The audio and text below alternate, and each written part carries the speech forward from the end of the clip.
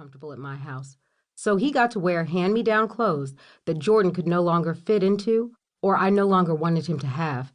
And if you had a problem with that, you could feel free to come and get him. I'd have his shit packed by the door, ready for your arrival. Time certainly did fly, though. With Jaleel and Jaden being the oldest at 8 years old, I had some help with my 4-year-old twins and Monica's 4-year-old.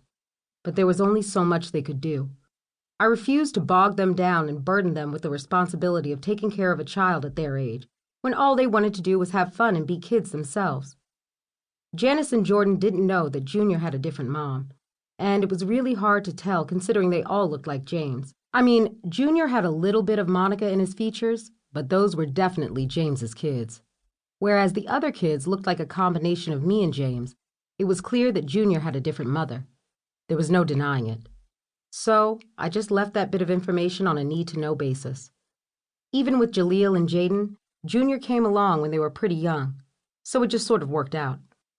I wanted all of this Monica business to stop, and I hated that every time I walked into my house, I could still smell her scent. When I walked into my kitchen, I could almost see her perched on top of the table, while James and Sheila joined her in a twisted orgy that almost got their asses killed. When I went into my bedroom, my clit pulsated as I thought about the things she did to me on my bed. I could feel her hands touching me in places that James knew nothing about, and when I closed my eyes real tight, I could almost feel her warm tongue kissing my nipples and trailing kisses down my stomach. Hell, on a good day in my imagination, I would have her and all the twins all at the same time. A pure mess, I tell you. I had to get out of that house or I would have gone crazy, and so I did. We packed up and moved, and I threatened James not to tell Monica a damn thing. I promised him I would set up a post office box so that her mail would be directed there, but I never did. We didn't need shit from her. The only reason she would need to know where I lived was to come and get her damn son. You can judge me all you want, but until you've walked in my shoes and lived my life for me, there is nothing to discuss.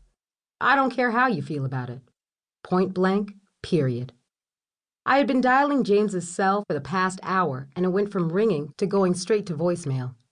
That just pissed me off even more because that meant he was definitely ignoring my calls. The same damn way he had been ignoring his responsibilities for the last 2 years. But I had something for his ass, though. Payback is a mother, and when it all came down to it, I would be cracking the hell up in the end. That's exactly why when he got paid, I made sure to only leave him enough money in his account to get gas and maybe buy lunch if I felt like being nice that week. Occasionally, I would let him go down on me, but as soon as I was pleased and able to release, he just ended up beating off in the bathroom to relieve himself. I did that shit to him every time, and his simple ass constantly fell for it. It would be a cold day in hell before he would warm his dick with my walls again. And the sooner he realized it, the better off we would be. That's not to say I didn't get it from elsewhere. Best believe I had a lineup if ever I needed a tune-up.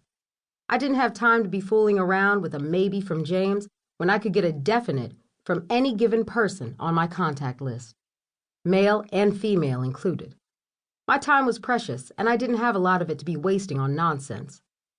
Most of the time, I would get a quickie in my office from the secretary on the second floor in my office building before I left for the day. Or I would meet up with any given person at this little hotel I found over in Mount Laurel, New Jersey, when I finally wanted to dip off and enjoy myself a little before it was time to pick up the kids. James never knew about it, and I just kept all that on the inside, hoping all my secrets wouldn't just bust out one day. You can't keep everything in the dark for too long. It's just designed to come out in the light eventually. That's just the way of the world. I had this little issue with those twins from Bally Total Fitness that I couldn't shake as well. They wanted a paternity test to see which one of them was the dad, but I wanted to leave well enough alone. I didn't bother either of them for child support, so what was the big deal? It was a one-night stand, for heaven's sake. There was no need to go any further. Anything that happened after that was on me, and those were James's kids. All 5 of them. I didn't want nor did I need to prove anything otherwise. I thought I had gotten away with it until Monica wrote that letter, and even though James didn't deny Janice or Jordan, he had to think in the back of his mind that there's a possibility that they may have belonged to another man. We weren't exactly the best of friends or on speaking terms around the time of conception.